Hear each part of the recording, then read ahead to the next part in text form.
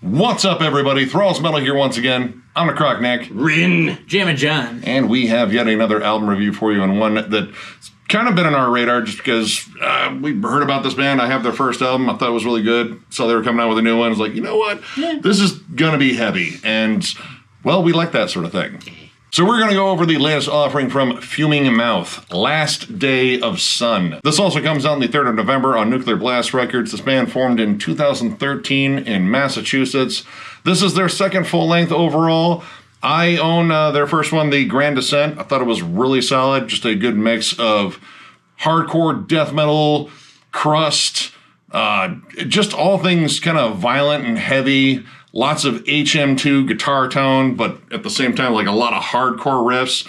It's super violent and super mixed by Kurt Ballou. So, well, I kind of already knew I was going to like it. And this album is kind of a lot more than we thought we were getting into. Yes. Mm-hmm. A cornucopia, if you will. Of carnage. Of carnage, yep. Of riffs. Interesting time signature changes, interesting stylistic shifts that we really didn't see coming. This band, I mean, I would say like metallic hardcore is kind of where they fit, though. At least in the archives are kind enough to put them on there because there's just enough death metal on there. The opening track, first off, I was kind of thrown off that this being maybe a little bit more hardcore leaning. The opening track is over 6 minutes long, out of time. Yeah. Stomps in, you got the classic hardcore opening, beating on the floor tom. And you get these like muffled vocals, almost like a spoken word, but you can't make out a single word he's saying. It's creepy. Could be anything. Incantations from the devil. That could be it too. But then it just comes slamming in with these nasty, groovy, chunky riffs. The drums are absolutely pummeling. I mean, again, this is a Kurt Ballou mix, and man, he just knows how to get like the most gnarly sound out of whatever band he works with. It's grimy. It's dirty and gross. Out of all my years of listening to metal, when you see the name Kurt Ballou, you just know that it's going to sound great. I don't think I've ever heard a mix he's done ever where I've been like, you know what, fuck this mix. It is what it is. It's insanely heavy is what it is. Pretty much 1 minute into this album, and it already wants to fight all three of us. Yeah. I did get hit. It is instantly violent. The vocals are harsh, especially the mid-range growl. Like it's almost kind of the Dwid Hellion integrity sort of yell. Like it's just raw and throaty. Like they did it in a really cold room after he had to smoke a pack of cigarettes. Yeah, I don't know how many vocal takes he's doing in a day because it sounds like it hurts quite a bit. But he also dives down and does like some seriously gross death metal roars where I feel like he's kind of cupping the mic too. So yes, there's like a hardcore approach to death metal vocals. There's some cupping and some lips on the windscreen. And musically, I mean, honestly, again, I would say like it's more centered on metallic hardcore, but it's done like with a lot of melody, and the metal side comes out a lot in like different sections and in different styles. Like the main metal thing that we noticed right away were the leads. The leads are the most traditional heavy metal thing. You can tell he's a big fan of Maiden and Randy Rhoads and all the little Eddie in there, all the shreddies. All very tasty, like put together. Like even though these songs have a lot of melody in them anyway, like the leads, they're phrased so nicely. Yeah, the leads complement the songs. Yeah, actually, I would say a good chunk of the melody really does come from the leads on here, and he does pepper in like dive bombs and such. Love the dive bombs. I mean, dive bombs are always welcome, especially in like hardcore. I'm a sucker for it. I mean, they're effective, but the melody aspect I think is really cool because you get these really cleverly phrased leads all over the place, and they generally sit in like some of the heaviest sections because this has got fucking breakdowns all over the damn place. Sometimes 2. Yeah. Sometimes 3 if you're lucky. Yeah. And sometimes they can come at you in very different ways. Like a lot of them, which I thought was really cool, was kind of a throwback to like just straight up hardcore breakdowns. Like a lot of single kick. There's not a lot of the big syncopated double kick ones. They're just in your face and heavy. Yeah, like most of the double kick is reserved for either like choruses or whatnot, and it's usually just very straightforward, almost like a rock song with double kick, because it's not really fast per se. Like it's not full of blast beats by any means. It's still got the groove to it. Yep. Yeah, and on their death metal side, like especially on songs like Kill the Disease and Respect and Blasphemy, their death metal side definitely goes all the way across the pond to Stockholm, because you get like some classic Entomb, Dismember, and like Bloodbath riffs all over the place, but they're paired up really well with like nasty hardcore breakdowns, especially Kill the Disease. When the chorus hits, it's just a simple, syncopated, single kick, primal chug. But the rest of the song, like when it comes down to the verses, is this just distinct death metal tremolo. There's like a little bit of a harmony to it. Yeah, on Kill the Disease, I do get like a punky Slayer kind of vibe. Towards the end, it goes into this ridiculously slow, I hate God level tempo doom. Just Nolans came by and said, "Stop it, you ain't got no swamps in Massachusetts." I mean, it gets wet though. It does. Moist. Yes. Damn. But it snows in Boston. Yes, it does. And that was like kind of a cool surprise, because I mean, like there's some doomier moments on here, but a lot of the breakdowns definitely are kind of in the vein again of like hardcore tinged death metal or just hardcore in general. Like there's a lot of stuff in here that reminded me of Black Breath, Creeping Death, Judiciary as well. Remembering Never. Yeah, even as far back as that band, too. And there's a good variety of riffs. Like, you have, like, seriously thrashy riffs on here. There's excellent just hardcore riffs all over the place. Like, if you just like syncopated chugs and just beat down music, that is pretty much the entire back half of this album. The vocals on this record are very entertaining. They go anywhere from mid-level growls to screams to yells to even some clean singing, like in the Silence Beyond Life. Starts with a very dissonant melody, a mid-tempo stomp to it, but then it breaks into clean singing. It's kind of unexpected. Yeah. The vocals are kind of all over the map. Yeah, you have, again, these clean vocals, which are very, like, sullen and desperate. Like, that song, like, it starts off doomy, oppressive. Like, you have the more death metal vocals right out front. And then you get this very haunting, desperate chorus, which... Moan. Yeah. And there's, like, you know, a lot of, like, kind of grit on the back of it, too. Like, it sounds almost exhausted. I got, oddly, like a weird early Danzig vibe, but less throaty. And there was a really odd transition in that song in particular, where we thought it was ending, but it was like, wait, there's still more time. And it has this clean section that kind of just slowly gets quieter, and then boom, and then comes back. A jump scare. It's legit a jump scare transition. Yo. Slenderman. It's Tom Skerritt in the vents in Alien. I still jump at that scene like every time. And one of the other ones with clean vocals is just sort of an odd track, Leaving Euphoria. It's very somber. It's just kind of slow and kind of monotonous, and you have these like almost kind of groaned cleans, like they're kind of ghostly and haunting, and there's a lot of reverb on them. And there's a weird phrasing in them. Yeah. Like the sound of a record skipping. Yeah, it just like, It made me feel uneasy. Yeah, and it's weird because you can hear the music still moving forward. Yeah.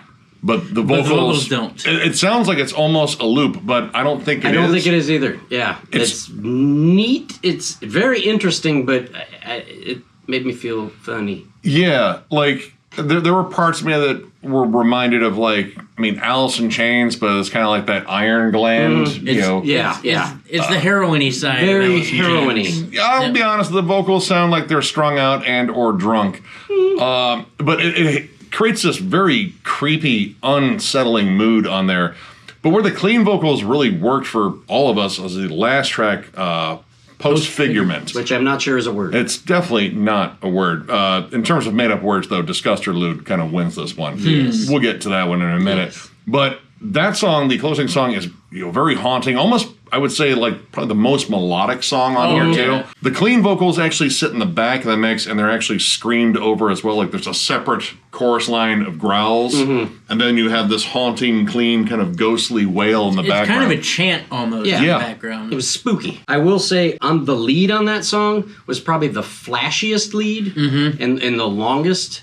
And it was kind of cool to just have him show off just a tad towards the end. Like, I got my chops. And it really worked with the song. It did work. It wasn't showing off for like the sake of showing off. I mean, the song felt like definitely a lot darker and more emotional because, I mean, the main emotion that this band holds on to on most of this album is rage. A lot of rage. Like, I mean, when you get down to like Burial Practice, I lost count of how many times he said, fuck this place. Oh, yeah. But he yells it enough, and the breakdowns, I honestly feel like you could press charges. Like, they're that fucking heavy. And that's another interesting thing with this album. It's really a tale of two sides. The first half of it, it starts off heavier than hell. The first two tracks, Out of Time and Respect and Blasphemy, are both like coming out of the gate heavy. There's like good thrashy riffs, good groovy breakdowns, and then you get this weird run of tracks up until you get to I'll Find You, which is, more of a hardcore banger. But then we hit Disgusterlude, which again is the best made up word on this album. It's pretty cool. I might actually use that. I don't know how, but I want to use that one for sure. But it is disgusting. It's only like minute and a half, minute, maybe 2 minutes. And it's gross. Oh, it is. Like, even the production shifts on it. Everything is deliberately more muddy and just grimy, like the sludgy, doomy. Yeah. Yep. And there's weird vocal chattering, and there's a lot of that on here. Like, there are moments where you hear like a conversation in the background, but here it's super effective because everything is just unsettling and gross and doesn't like anything ever. And then you get to the back half of this album. Kicking dick. Yeah. Honestly, it sounds like the most focused attack on here, and it's a long run of tracks. Like Kill a Disease, Last Day from the Sun, the title track, R.I.P., which does not stand for Rest in Peace, it stands for Rest in Piss. Nice. That's great. And Burial Practices and Postfigurement. Like, these songs all kind of line up in a run of just like some of the best riffs on the entire album. Like, the energy just spikes on this back half. It goes from aggressive and hardcore to like dark and doomy and death metal and just gross. Flat out brutal at times. Like, there are like riffs and breakdowns you could almost call slams. It's like they gave like a bunch of old school Victory Records hardcore bands like an HM2 setup and sizzle this thing up and see what you can do. Make it heavy. A lot of this is like if a hardcore band just broke into the studio or a death metal band was set up and just started playing their set with their equipment. Yeah. And it's neat. It adds a dimension to the tones. And some of the riffs, if they were tuned to standard and had like a not as grungy tone, it would be almost like pop punk. Yeah, and I'll Find You, like, if they were tuned to standard, it would be almost happy. There are some more major chords on that, and, I thought it was pretty cool that, I don't know, it didn't feel happy, because nothing on the album feels happy. Happy's way too strong. Maybe in the Silence Beyond Life where he sings. It doesn't sound happy there either. He sounds miserable. It's like, but in a hey, at least I'm singing sort of way. Yeah, maybe like at the bottom of a well with a broken leg. The wound is starting to smell like almonds. And I mean, like, I guess this sort of tale of two sides thing, I don't know if it's necessarily a negative, but it's something weird about this album. Like, literally, I feel like the back half of it is like a super strong EP, and then the front half of it is like, some of it's kind of like weird and experimental. Like a hodgepodge in the first half. And then the second side is when they really dial it all in and decide, like, okay, this is definitely what we're doing. Because a lot of the first half of the album, there's a ton of dynamic shifts all the time. And it seems like it's a little disjointed. Like, they weren't exactly sure where they were going to go, but they were like, fuck it, let's try it anyway. And experimentation's good. Like, I mean, they did some stuff on that first half that I thought was pretty cool. It's just, again, like, it didn't necessarily gel as well. And when you hear the back half versus the front half, like, there is, again, like, a notable change in the energy and the vibe. It's like instant hostility. And I'm looking for that in a hardcore release or a metal release. Yep. Yeah, that's what I love. I dug it. The only negative I have is the odd sequencing, but whatever. This is their second album. Yeah. Sophomore Slump My Patootie. This is pissed and beaten asses all over the place from Boston to Newton, Massachusetts. Oh. Haha. Yeah, I'm going to go with a 4. There's good shit all over this. That second half is just grinding you into the dirt and mulching your bones. Bone mulch. just like Mom used to make. Yeah, if you like that grimy HM2 tone, you'll dig this. Yeah. For sure. I'm going to go with a 3.5, and it's a pretty strong 3.5, like close to a 4. I did think, again, the pacing was a little odd, but man, when this band is on it, in terms of like just this visceral, heavy, disgusting hardcore meets death metal sound, oh, dude, Kill the Disease, that one, I don't know, that might be my favorite track on here. When that Death Doom breakdown hits, it's like the heaviest thing on the fucking planet. Yeah. And I love the classic touches of like, you know, old school Stockholm death metal, but the hardcore breakdowns in here, that they just punish you. And it's still very old school too for a, you know, relatively new band. Like, again, I like that single kick breakdown thing, like that. Again, brings me back to listening to hardcore back when I was a wee lad. The vocal dynamics are really interesting. I don't always get like the chattering and conversations in the background, and sometimes the cleans don't necessarily work as well as they do in other sections, but overall this is just a beast of an album. If you're looking for something violent and loaded with, you know, buzzsaw guitars that's not necessarily death metal and not necessarily hardcore, but kind of just a blend of violent music in general, check this out. This is just a beast of an album. I did think of one small negative I didn't mention. I don't know if we got a bleh. I didn't get any bleh. Come on. Where's the bleh? Well, they kind of replaced with the cupping there. Yeah. Maybe he did do a bleh. Yeah, could have been. Yeah, okay. I'm also going to give it a 3.5. There's a lot going on. It is heavy as all get out. And it's always done where it needs to be. Even in the songs where it takes a little bit of a stylistic shift, like with the clean vocals. When they hit that breakdown, it's still heavier than fuck. The first half of the album, to me, didn't hit as hard as the second half. The second half is, again, dialed in and focused and heavier than shit. Kill the Disease, not only one breakdown, but 2 in this song, and it's just heavier than all get out. The pacing is a little bit strange. Again, the first half, it's still good. There's a good part in every song. Oh, for sure. But I don't think it hits as hard as the back half. Regardless, it's still a really good listen. If you like bands like Gatecreeper, Remembering Never, Entombed, Crowbar, Blood Simple, Vision of Disorder, or any violent beatdown band you could think of, you're probably really going to dig this. I would recommend checking it out. So, if you enjoyed this review, give it a thumbs up. And if you are new to the channel, subscribe, because we do stuff like this all the time. We are also on Patreon. If you'd like to help us out there, there's a link down below to thrallsmetal.com. Our Patreon link is there. It is also on our channel, but on thrallsmetal.com we have our store. We have new shirts. We have old shirts at a discounted price. And we even have some hats, too. So if you're looking for any of that stuff, that is exactly where to find it. And thank you again to all of you that continue to show up and have subscribed and watch these videos. Sometimes a lot of them all in a row. I don't know how you guys all watch these all the time. Fuck, I don't even watch these half the time because I think I sound like a dumbass on camera. I'm not here to argue. Anyway, that's not the point. The point is that we genuinely appreciate you guys for continuing to help us grow this channel. It's been a ton of fun.